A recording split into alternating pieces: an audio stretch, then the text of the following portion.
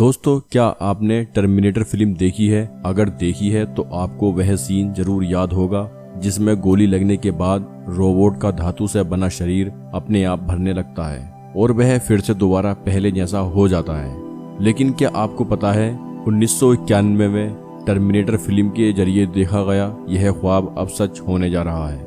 Mexico में मौजूद Sandia national lab के वैज्ञानिकों ने बताया कि उनका एक एक्सपेरिमेंट कामयाब रहा, जिसमें प्लेटिनम और तांबे में आई कुछ दरारें कुछ ही पल में अपने आप भर गईं। यह प्रयोग नैनो स्केल पर किया गया था, जिसका मकसद यह पता करना था कि जब किसी धातु को बहुत अधिक दबाव में रखा जाता है तो उसके अंदर दरारें क्यों पड़ती हैं। जैसे जब हम किसी लोहे को पीटते हैं तो उसमें दरारें पड़ जाती हैं और वह टूटने लगता है। इस प्रयोग से उत्साहित वैज्ञानिकों का कहना है कि इन धातुओं का इस्तेमाल ऐसी मशीनें बनाने के लिए किया जा सकता है जो खुद ही भर जाएंगी और जल्द ही फ्यूचर में मशीनों में टूट फूट कम हो सकती है।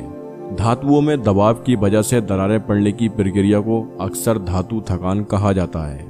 मशीनों, वाहनों या ढांचों के पुर्जों में यह बेहद महीन दरारें आ जाती हैं। ऐसा तब होता है जब धातु पर बहुत लंबे समय तक लगातार दबाव रहता है या फिर वह लगातार गति में रहती हैं। ऐसा टूट फूट के कारण भी हो सकता है और समय के साथ साथ यह दरारें और ज्यादा बढ़ जाती हैं। धातु थकान के कारण मशीनों को काफी नुकसान हो जाता है और वह बड़े बड़े हादसों की वजह बन जाती हैं, जैसे जेट इंजन, इमारतों या पुलों आदि में लगी धातुओं में टूट के कारण बड़े हादसे हो सकते हैं। अमेरिका के न्यू मैक्सिको में मौजूद सैंडिया नेशनल लैब के शोधकर्ताओं ने अपने प्रयोग में एक तकनीक का इस्तेमाल किया।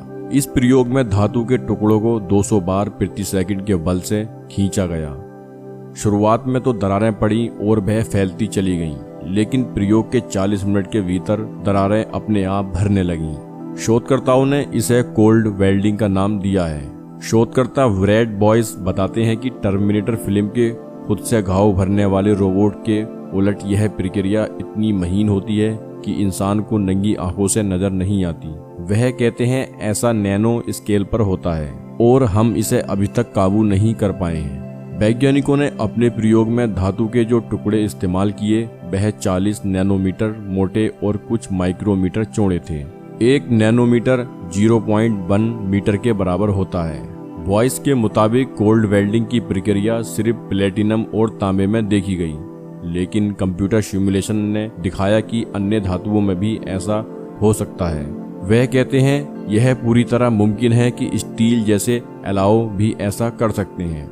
वैज्ञानिकों का मानना है कि यह जानकारी वैकल्पिक डिजाइन बनाने में इस्तेमाल की जा सकती है या इंजीनियरिंग के दौरान इसका प्रयोग किया जा सकता है ताकि धातु थकान के खतरों को कम से कम किया जा सके। वॉइस कहते हैं यह नई जानकारी मौजूदा ढांचों में धातु थकान को समझने में, उनकी क्षमता को सुधारने में और खतरों का अनुमान लगाने में भी काम आ सकती है।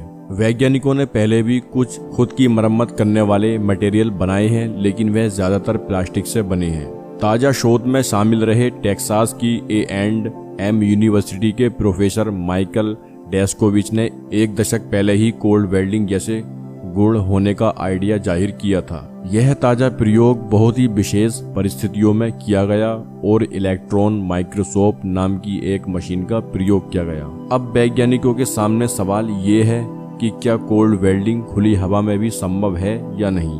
हालांकि वॉइस कहते हैं कि अगर वैक्यूम में भी यह प्रक्रिया काम कर रही है तो भी काफी फायदेमंद है और टर्मिनेटर फिल्म की तरह असल जिंदगी में भी ऐसा होने लगेगा।